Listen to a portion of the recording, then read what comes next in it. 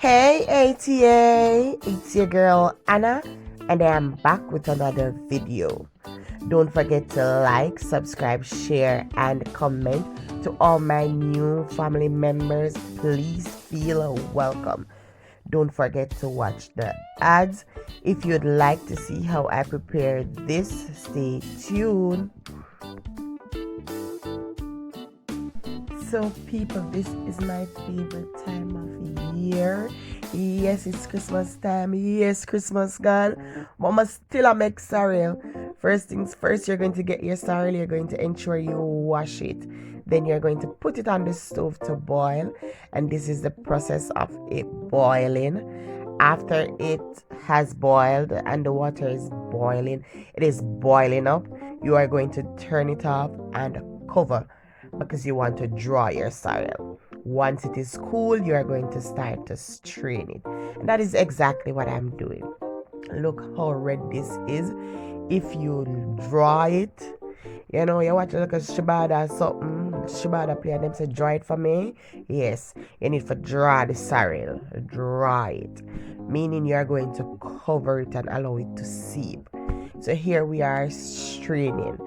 And it's going to take a while because this was 4 pounds of sorrel. I didn't make a lot because I wanted it to be rich in color, rich in flavor, rich in taste, So I'm just straining, and this is a very simple recipe. However, there's another recipe, there's another way that we can do it, and you can check out Mix Master for that. So you can go and look up Mix Master, Jamaican Mix Master to be exact, where he blend everything. I will be putting out a recipe like that. Mix Master mega copy you. So here we are just adding the additives to the sorrel. After straining, we added 1 cup of sugar. You can add more or less depending on your taste. Now we're going to add some red label wine. And if you're Jamaican and add like a wine to your sorrel, God go with you, because me can go with you. Now I'm adding some Campari.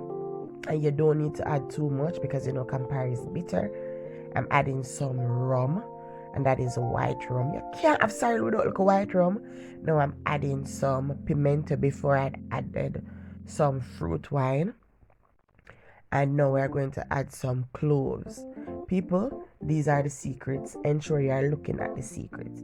I haven't added the ginger as yet. I'm going to show you what I do. So the ginger is the last thing that I'm going to add. Right now we're just mixing to ensure that this sugar is dissolved, because we don't want a sugar grain in the thing. We want it to be nice. Because look here, I cannot have too much sorrel. I don't know for you, but I'll drink sorrel every single day. So this is my ginger, people, and what I've done is boiled it, and then I've blend it, and now I'm going to strain it. So I'm adding a little of the juice, the sorrel juice, to this, to ensure that the straining process is a little bit easier. Yeah, sometimes we want to jump the system. In blending the ginger, I've added a few pimento grains also. So that's where you're seeing a little black spots, and that's just to give it a little bit more flavor. People, may I tell you, say, that's a really come out strong. I want to say come out strong, come out well strong. Yes, people, not only strong with the rum, but strong with the flavor, strong with the taste, strong with the color, strong with the look. People, look on that. This is blood red. I mean, I tell you, say it tastes good. Now we're straining it one more time. You can never overstrain.